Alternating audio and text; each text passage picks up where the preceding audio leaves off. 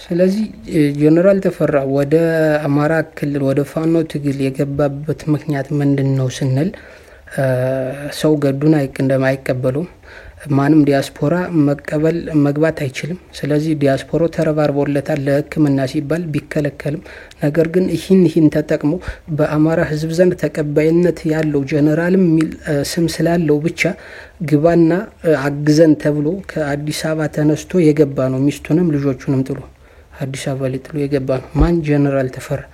በእነማን ነው የሚደገፈው? ከውጭ በነገዱ በእናንዳርጋቸው ጽጌና በእነ ትንግርቱ ነው የሚደገፈው። ትንግርቱ ማለት እንግዲህ አስቡት፣ የጀነራል ተፈራ ሚስት አዲስ አበባ ላይ ሆና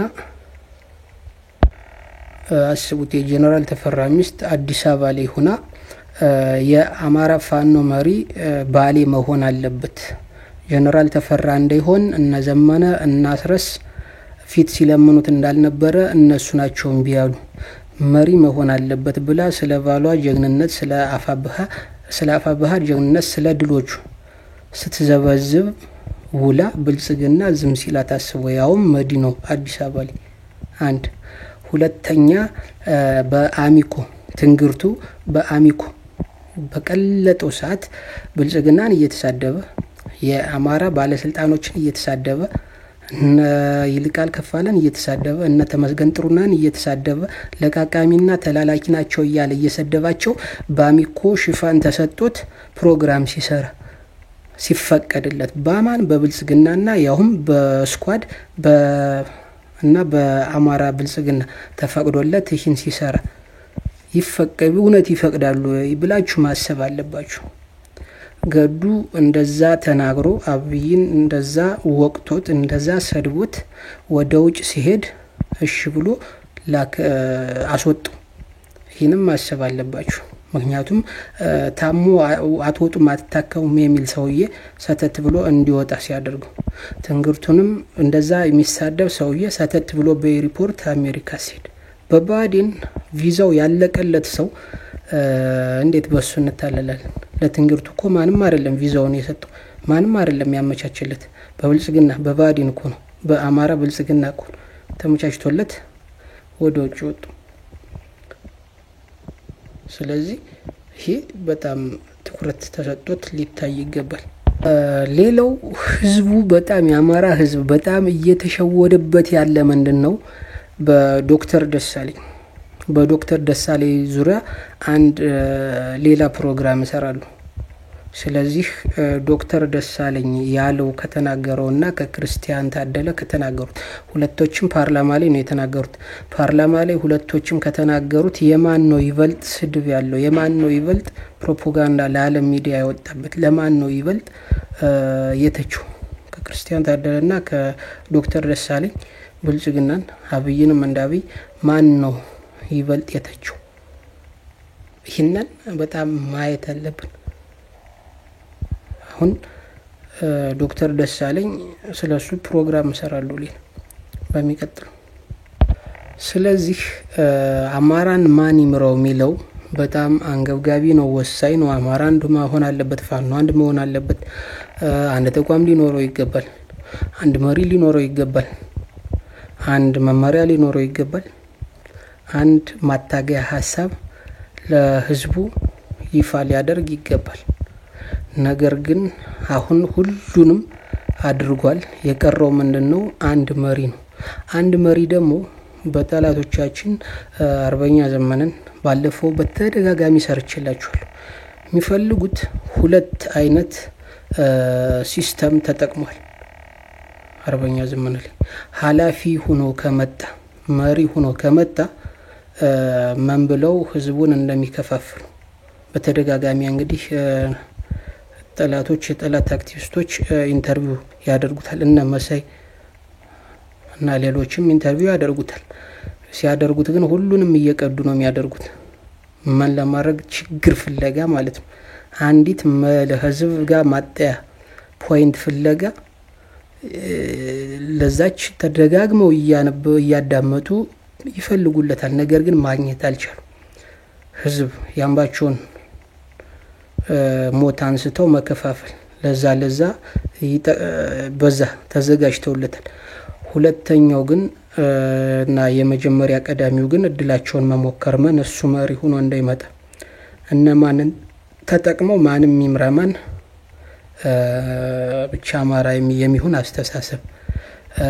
ሌላው ጎንደር መምራት አለበት፣ ጎጃም መምራት አለበት፣ ሸዋ መምራት አለበት፣ ወሎ መምራት አለበት የሚል አስተሳሰብ እንዲነሳ ለጎጃም ፖለቲካው መሄድ የለበትም የሚሉ አክቲቪስቶች እንዲበዙ ዘመነ መሪ ሆኖ ከተመረጠ ሰራዊቱ ይበተናል የሚል ሰው እንዲፈጠር 3 ለ1 ሚል አወቃቀር አመጣዋል።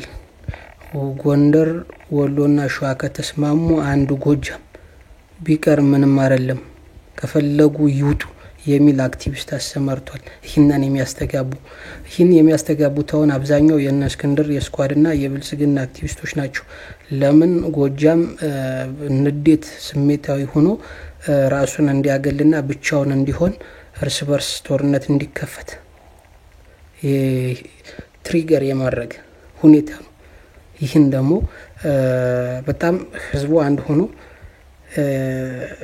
በቃ ይህ ሁሉ የደረሰብን ራሱን የቻለ የሚዲያ ተቋም የሚታዘዝ የሚዲያ ተቋም ለዚህ ፕሮፓጋንዳ የበላይነትን ወስዶ አጸፋ የሚሰጥ የሚዲያ ተቋም አንድ የሆነ ተቋም አለመኖራችን ነው። ጋዜጠኛ አለ፣ ግን ጋዜጠኛው ያሻው በብር ተገዝቷል። ያሻው ስለ ለብሩ ነው የሚሰራው። ሌላው ደግሞ አንድ መሆን ተስኖት ዝም ብሎ የራሱን ሐሳብ አትሊስት መሪዎቻችን ምን አሉ የነሱን እናስተጋባ የሚል የለም። ሁሉም የራሱን ሐሳብ ነው የሚናገር። ስለዚህ በዚህ ምክንያት ድክመታችንን እየተጠቀሙበት ነው። አንድ አለመሆናችንን እየተጠቀሙበት ነው አንዱ ነው። ስለዚህ አሁን የሚፈለገው ምንድነው? ዘመነን አንድ መሪ ሆኖ ቢመጣ መከፋፈያ አጀንዳ ቀርጾ አስቀምጧል። የመጀመሪያው ግን መሪ ሆኖ እንዳይመጣ ነው ሌላ መሪ። ምክንያቱም በስኳድ እና በአፋድ ሌላው በባለስልጣናት ክልል ላይ ባሉ ባለስልጣናት ይበላናል፣ ይጨርሰናል፣ ልክ እንደ ጎጃም ሁሉ እኛ ላይም መጥቶ ያጸዳናል የሚል ፍራቻ አለ። ጎንደር ላይም ወሎ ላይም ሸዋ ላይም ጎጃምን ስላጸደው ከኛ ጋር መጥቶ ሲያጸዳ እኛን ይበላናል። ስለዚህ እሱ መሪ እንዳይሆን መስራት አለብን ብለው በጣም ከፍተኛ የሆነ በጅተው እየሰሩ ነው። ይህን ነው እያደረጉ ያሉት። እና የሆነ አንድ ምንም ግንዛቤ የሌለው አማራ ስለሆነ ብቻ አማራ ከሆነ ማንም ይምራ የሚል አስተሳሰብ ቀርጸው እያመጡት ነው። ተፈራ ከሆነ አማራ ነውና ይምራን አይባልም። ተፈራ የዘመነን ያክል አቅም አለው ወይ? እንዲሁም እኮ ከተፈራ እኮ መምራት ያለበት ማን ነው? ሸዋ ላይ ኢንጂነር ደሳለኝ ነው ዋናው መሪ አይደል? ፖለቲካ ዘርፍ ኃላፊም ሌላ ነው። ምንም ላይ የለበትም። የወታደሩ መሪም ባየቀን ነው አርበኛ ባየ ያለባቸው ነው። ስለዚህ አርበኛ ባየ ያለባቸው እያለ ኢንጂነር ደሳለኝ እያለ ምንም ስልጣን ሳይኖረው ወኪል ሆኖ መምጣቱ በራሱ አንድ ስህተት ነው። ይሄ በጣም የሸዋለ ወሎ ላይ ሄዱ። ወሎ ላይ እኮ ሁሉም በንስሮቹ ስለተያዘበት ነው ቦታው። ጎንደር ላይም ተይዞበታል፣ ጎጃም ላይም ተይዞበታል። ሆም ብለው ሸዋ ላይ ከተቱት። ለምን ሸዋ የተከፋፈለ ነው? እነመከቱ አሉ። ኢንጂነር ደሳለኝ ብቻውን ነው ያሰግድን ክፍተት ይጠግናል፣ ይሞላል፣ ገና ያግዘናል በማለት ሸዋ ላይ ተቀባይነት እንዲኖረው አደረጉ እና አስገቡት አስርገው። ነገር ግን መጀመሪያ ቢሆን ምንም አይነት ያመራርነት ሚና የለው ሸዋ ላይ። ነገር ግን ያፋ በሐመሪ እንዲሆን ግን አስቀመጡት፣ እጩ አደረጉት። ይሄ በጣም ድርጅት አወቃቀር ላይ በጣም ስህተት የሆነ። ምክንያቱም አለቃው አዲሱ ሰራተኛ አለቃውን ማባረር አይችልም። ስለዚህ አዲሱ ሰራተኛ መሪ ሆኖ መምጣት አይችልም። ስለዚህ መጀመሪያ አካባቢውን ያለበትን አካባቢ ማደራጀት፣ ማስታጠቅ፣ ነፃ ማድረግ አለበት። ይህም መስፈርት ሊሆን ይገባል። የምስራቅ አፍሪካን የኢትዮጵያን የጠላቶችን ፖለቲካ ተረድቷል ወይ?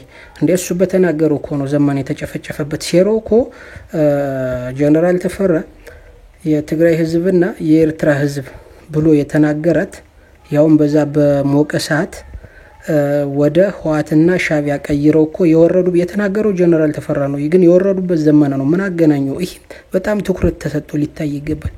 በጣም ከባድ ሴራ ነው።